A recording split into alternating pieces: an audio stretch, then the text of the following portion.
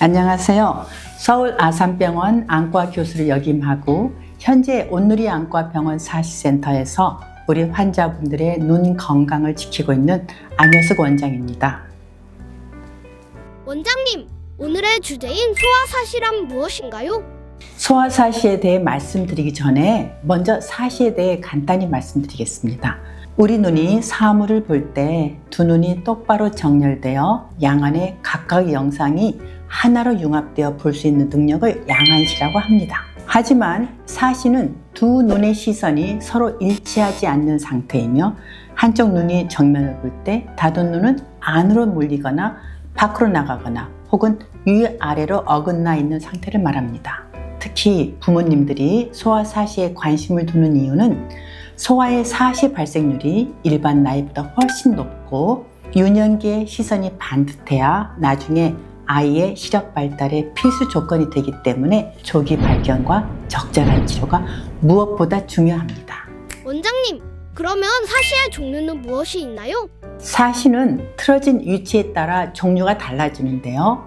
한쪽 눈이 안쪽으로 향하면 내사시, 바깥쪽으로 향하면 외사시, 위로 향하면 상사시, 아래로 향하면 하사시로 나뉩니다. 그 외에도 발생한 연령에 따라 원인에 따라 분류가 다양한데 또 전신질환과 관련된 특수사시가 있습니다. 즉 사시는 다양하게 분류할 수 있습니다.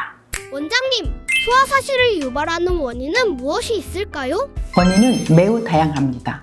눈을 움직이는 근육이나 신경지배에 이상이 있거나 심한 원시가 있어 조절작용에 문제가 있거나 또는 한쪽 눈의 시력이 몹시 나쁜 경우에도 사시가 생길 수 있습니다.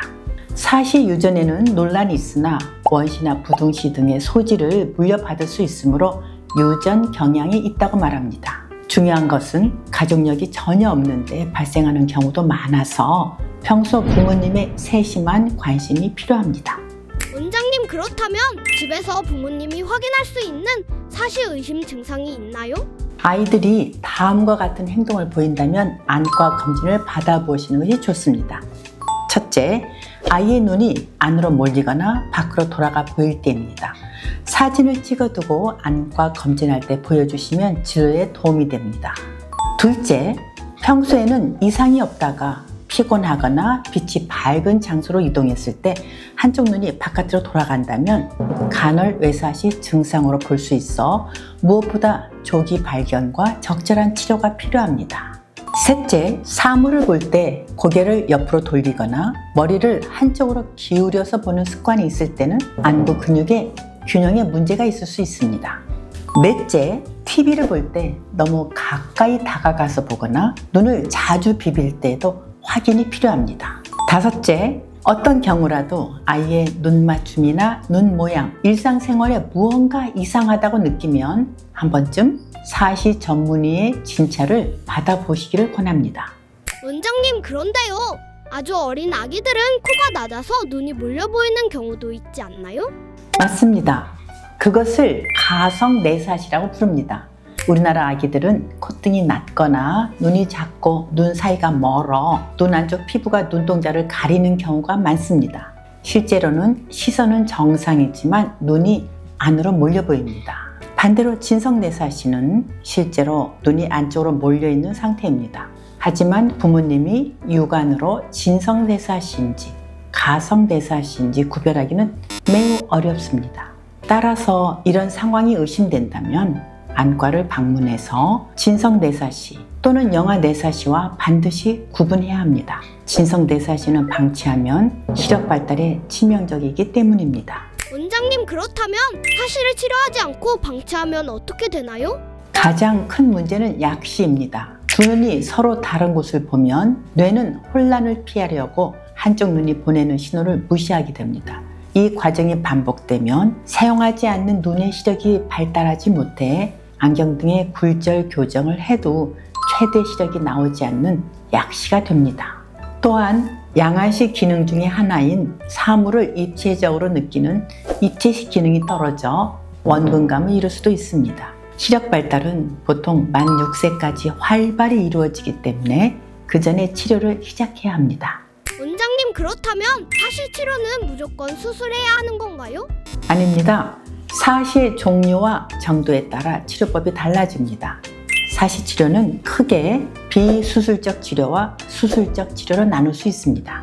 먼저 비수술적 치료에는 안경, 프리즘, 가림 치료가 있는데요. 근시, 난시, 부등시처럼 굴절 이상이 있다면 먼저 굴절 이상을 교정하고 사시를 다시 평가합니다. 특히 원시가 원인인 조절 내사시는 원시 교정만으로도 호전될 수 있으며 또한 약시가 있다면 건강한 눈을 가려 약한 눈의 시력을 강화하는 가림 치료를 병행합니다. 그런데 비수술적 치료로 교정되지 않는 사시는 눈 근육의 위치나 긴장을 조정하여 균형을 맞춰주는 수술이 필요합니다. 아이들의 경우 1시간 이내에 전신 마취하에 수술이 진행되며 수술 시기나 방법에 대해서는 사시의 종류에 따라 사시 전문의와 상의하시길 권합니다. 그렇다면 원장님, 수술 후 관리는 어떻게 해야 하나요? 재발 가능성은 없나요? 소아사시 수술은 틀어진 눈의 위치를 바르게 정렬하고 아이의 정상적인 시 기능 발달을 돕는데 매우 중요한 역할을 합니다. 적절한 시기에 적절한 치료가 이루어진다면 충분히 긍정적인 예후를 기대할 수 있는 수술입니다. 수술적 치료를 결정할 때 보호자들께서 수술 후 재발 가능성을 두고 깊은 염려를 하십니다. 통계적으로 사시 수술의 재발률은 환자 상태에 따라 약 15에서 20% 정도로 보고되고 있습니다. 이를 반대로 생각하면 단 한 번의 수술만으로도 80% 이상에 달하는 높은 교정 성공률을 기대할 수 있다는 의미이기도 합니다. 따라서 재발에 대한 막연한 두려움 때문에 수술적 치료를 망설이실 필요는 없습니다. 사시학이 크거나 시력 및 양안시 기능에 뚜렷한 저하가 관찰될 때는 아이의 올바른 눈 성장을 위해 적극적으로 수술적 치료를 권합니다. 그리고 수술 후에도 정기적인 검진을 통해 시력이 잘 유지되는지, 두 눈의 정렬이 바른지 확인하는 것이 필수적입니다. 수술 직후에는 눈이 충혈되거나 이물감이 있을 수 있지만 대개 2-3주 이내에 회복됩니다. 수술만큼이나 중요한 것이 수술 후 시력 교정을 포함한 시기능 향상을 위한 정기 검진입니다. 원장님, 마지막으로 아이의 눈 건강을 위해 부모님들께 당부하고 싶은 말씀이 있다면 말씀해주세요. 아이들은 자신의 눈이 불편해도 잘 표현하지 못합니다. 특히 사시는 각도가 작거나 간헐적이면 증상이 나타났다 사라지기를 반복하는 경우가 많아 놓칠 수 있습니다. 따라서 만 3세 전후에는 특별한 이상이 없더라도 반드시 안과 검진을 받아보시길 권합니다. 사시와 약시는 일찍 발견할수록 아이가 평생 온전한 양안시를 누릴 수 있기에 관심을 가진다면 부모가 아이에게 줄 수 있는 가장 큰 선물입니다.